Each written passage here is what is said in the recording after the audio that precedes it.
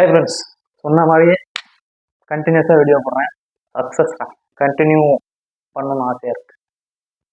Okay friends, இந்த video ஒரு முக்கியமான விஷயத்தை பற்றி, ஆனால் அதை பற்றி டைரெக்டாக சொல்லாமல் ஒரு படம் மூலமாக நான் சொல்லலாம் அப்படின்னா. நீங்கள் இந்த படம் பார்த்துருக்கலாம், பார்க்காமலும் இருந்திருக்கலாம். இது ஆக்சுவலாக ஹாலிவுட்டில் ரிலீஸ் ஆன one of the prison break movies. Prison பிரேக்னா தெரியும், ஜெயிலேருந்து தப்பிக்கிறத பற்றின படம். ஆனால் இது ஜெயிலேருந்து தப்பிக்கிறதுன்னு நான் சொல்ல மாட்டேன். இது ஒரு பர்சனோட ஓல்டு செல்ஃப், அதுலேருந்து தப்பிக்கிறது. The movie is more about rebirth, திரும்பி புதுசாக மாறுறது, புதிய மனுஷனாக வர்றது. ஷஷாங்க் ரிடெம்ப்ஷன் இது ஆக்சுவலாக 1994 ரிலீஸ் ஆன படம். 1994 வித்தின் 3 months ஏகப்பட்ட படம் சைமில்டேனியஸாக ரிலீஸ் ஆச்சு. ஷஷாங்க் ரிடெம்ப்ஷன், பல்ப் ஃபிக்ஷன், டாய் ஸ்டோரி அப்போ தான் ரிலீஸ் ஆச்சு. 7, ஜுராசிக் பார்க், இது எல்லாமே கிட்டத்தட்ட ஒரே சமயத்தில் அடுத்தடுத்து ரிலீஸ் ஆன படங்கள். எல்லாமே கல்ட் கிளாசிக் ஆயிடுச்சு. அதில் one of the highly rated movies Shawshank Redemption. Tim Robbins, அப்புறம் மார்கன் ஃப்ரீமேன், நீங்கள் நிறைய படங்களை பார்த்துட்டு இவங்க நடித்த படம். ஒரு ஃபால்ஸ்லி அக்யூஸ்ட் ஒரு பேங்கர் அந்த ஜெயிலுக்குள்ளே போய் எப்படி ஒரு புதிய மனுஷனாக மாறுறாரு அப்படின்றத பற்றின படம் தான். புதிய மனுஷனாக மாறுறது அவர் மட்டும் இல்லை, அவரை சார்ந்திருக்க எல்லாருமே ஜெயிலில் இருப்பாங்களா மித்த இன்மேட்ஸ், அவங்கள பற்றின கதை தான். ஜெயில் எந்த மாதிரி ஒரு ஆளை மாற்றும், எப்படி ஜெயிலுக்குள்ளே போகிறவங்க எப்படி என்ன மாற்றங்கள் வரும், என்ன பிரச்சனை வரும், ஜெயிலேருந்து வெளியே வந்துட்டு என்னென்ன பிரச்சனை வரும், அது எல்லாத்தையும் சூப்பராக பேசியிருப்பாங்க இந்த படத்தில். படம் ஃப்ளாப் ஆயிடுச்சு. இருந்தாலும் இப்போ ரிலீஸ் ஆன படம் நிறைய பேர் பார்க்காம ஒரு 5-6 வருஷம் கழிச்சு கொண்டாடுவாங்கல்ல, அந்த மாதிரி ஒரு படம் தான். ஆண்டி டுப்ரீஸ்னு ஒரு பேங்கர், அவர் ஒய்ஃபை கொன்னதா தப்பாக அக்யூஸ் பண்ணிடுவாங்க. அவருக்கு ஆயில் தண்டனை எல்லாம் அவ்வளோதான், 2 or 3 weeks சூசைட் பண்ணிப்பாரு அப்படின்னு நினைப்பாங்க. ஆனால் அவர் சூசைட் பண்ணாமல் இந்த ஜெயிலுக்குள்ளே எப்படி அவர் எல்லாத்தையும் அவர் பக்கம் இருக்கிறாரு, என்னென்ன முயற்சி எடுக்கிறாரு, என்னென்ன சேஞ்சஸ் கொண்டு வராரு, தப்பிச்சாரா இல்லையா அப்படின்றத பற்றினா இந்த படம். ஹோப்,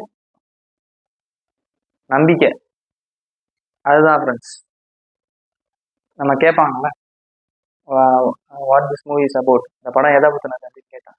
நம்பிக்கை, ஹோப், எதுனாலும் நம்பிக்கையோட இருக்கிறது இந்த படத்தை நான் பெரிய எக்ஸாம்பிளாக சொல்லுவேன். நிறைய சீன்ஸ் வரும், குறிப்பாக நான் என்ன சொன்னாலும் ஸ்பாய்லர் ஆகிடும். அதான் இப்போ பிரச்சனையாக இருக்கு. ஸ்பாய்லர் சொல்லி எனக்கு அதில் உடன்பாடு. ஸ்பாய்லர் சொல்லணும் இல்லை நான் இப்போ அந்த கதையை சொன்னேன்னா அந்த மூவி எக்ஸ்பிளனேஷன் சொல்கிற வீடியோ மாதிரி ஆயிடும். அந்த வீடியோஸ்க்கும் எனக்கு உடன்பாடு இல்லை. என்ன பண்ணுறாங்க, கஷ்டப்பட்டு படம் எடுப்பாங்க, ஒரு நல்லா டிங்னு ஏதாவது மியூசிக்கை போட்டு இவங்க பாட்டு எக்ஸ்பிளைன் மட்டும் சொல்லிட்டு போயிடுவாங்க. அதையும் பார்த்துட்டு இருக்கீங்க எத்தனை பேர், எனக்கு புரியலை. சான்ஸ் எடுத்து அந்த படம் பாருங்க, கண்டிப்பாக உங்களுக்கு பிடிக்கும்.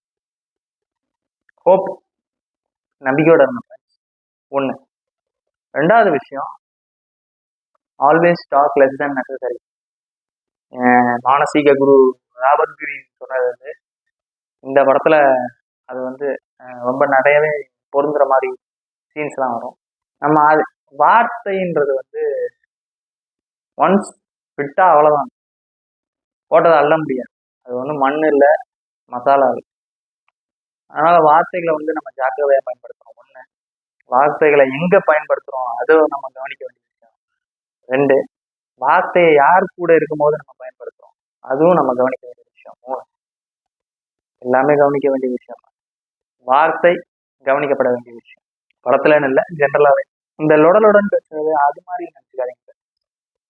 நான் சொல்ல வர டைனமிக்கே வேற. இங்கே நம்ம என்ன பிளான் போடுறோம் எல்லாத்தையும் வெளியே எல்லாத்தையும் சொல்லிட்டு இருக்கக்கூடாது. என்ன பிளான் பண்ணுறோம், அடுத்து என்ன பண்ண போகிறோம், அடுத்து நம்ம எவ்வளோக்கு எவ்வளோ நம்ம ஷேர் பண்ணுறோமோ, ஷேர் பண்ணுற ஆள் நம்பகமான ஆளாக இருந்தாலும், எப்படி சொல்ல, நம்மளை மாதிரி ஒரு லைக் மைண்டட் ஆளாக இருந்தால் அது ஒரு நல்ல விஷயம். துளி கூட சம்மந்தம் இல்லாமல் just for the sake of dopamine hit நம்ம ஷேர் பண்ணிட்டு கூடாது. 3வது விஷயம், நிறைய புக் படிங்க. கற்றது கைமண் நல்லது, கல்லாதது கல்லால் கற்றது கைமண் நல்லது, கல்லாதது உலகம். கத்துக்கிறதுக்கு நிறைய இருக்கு. அதனால நிறைய புக்ஸ் படிங்க. Books R the roots for hope. நம்ம ஹிஸ்டரியில நடந்த சம்பவங்களை வந்து பார்க்கும் போதோ, படிக்கும் போதோ, இல்ல ஒரு கதையை படிக்கும் போதோ, ஏன் ஒரு சாதாரணமா ஒரு கேம், ஸ்போர்ட்ஸ் நம்ம டிவியில பார்க்கும் போது நமக்கு அடுத்து என்ன நடக்கும் அப்படின்னு எதிர்பார்க்க உண்டு பண்றதுக்கான காரணம் வந்து ஹோப். அந்த ஹோப் நம்ம லைஃப்லயும் நமக்கு இருக்கணும். இந்தியா மேட்ச் விளையாடும் போது, இல்ல சிஎஸ்கே மேட்ச் விளையாடும் போது மொதல் விக்கெட் விடுறப்ப பரவாயில்லடா இன்னும் இருக்காங்க ஜெயிச்சிருவாங்கன்னு சொல்ற ஹோப் வந்து நம்ம வாழ்க்கையில நம்ம எடுக்கிற டெசிஷன்ஸுக்கு வந்து வரமாட்டேங்குது. நமக்கு நம்ம மேலேயே ஹோப் இல்லை. நான் நமக்குன்னு தான் சொல்றேன், நீங்க அப்படின்னு தனியா சொல்ல. எனக்கே ஒரு சில சமயம் வந்து இது நம்பிக்கை இல்லாம வந்திருக்கேன். ஆனா நான் நினைச்சதை விட அது எல்லாமே வந்து கரெக்டாக தான் வந்திருக்கு. அதான் சொல்றேன், நீங்க சஃபர் மோர் இமேஜினேஷன் ரியாலிட்டி. ஹோப்பை வளர்க்கணும்னா புக்கு நிறைய படிப்பேன். ஹோப்ஃபுல்லான பீப்புளோட இருங்க. இந்த ஹோப்லெஸ் பீப்புளோட சுற்றி வச்சுக்கிட்டு அதுவா இது நடக்காது, இது முடியாது அப்படி சொல்ற ஆட்களை வந்து கூட சேர்த்துக்காது. ஆனால் நம்மளையும் அப்படி ஆக்கிடுவாங்க. முடிஞ்சா அவங்கள ஹோப்ஃபுல்லா மாத்துறதுக்கு ட்ரை பண்ணுங்க. மேபி இந்த படத்தை நீங்க வந்து அவங்களுக்கு சஜஸ்ட் பண்ணீங்கன்னா அவங்க ஹோப்ஃபுல்லான ஒரு ஆளை மாறலாம். கண்டிப்பா மாறும். ஏன்னா ஒரு வெரி ஸ்ட்ராங் மூவி. நான் இது வந்து கோவிட் டைம்ல தான் பார்த்தேன். ஹோப் ஒரு சூப்பர் பவர். எனக்கு அந்த சூப்பர் பவர் கொஞ்சம் கொஞ்சமா இப்போ அதிகமாயிட்டு இருக்குன்னு நான் நம்புறேன். அதுதான் உங்களுக்கும் அந்த சூப்பர் பவர் கிடைக்கணும்னு நான் விரும்புறேன். அது கண்டிப்பா உங்களுக்கும் அதிகமாயிட்டே இருக்கட்டும். ஹோப்ஃபுல்லா இருங்க. அடுத்த வீடியோல நான் இன்னும் ஹோப்ஃபுல்லா தான் இருக்கேன். என்னோட ஹோப் இன்னும் ஏறிதான் இருக்கு. என்னோட நம்பிக்கையும் ஹோப்பும் ஏறிதான் இருக்கும். பார்க்குற உங்களோட நம்பிக்கையும் ஹோப்பும் ஏறி இருக்கணும்னு நான் விரும்புறேன். ஓகே ஃப்ரெண்ட்ஸ், இன்னொரு நல்ல வீடியோட. Until then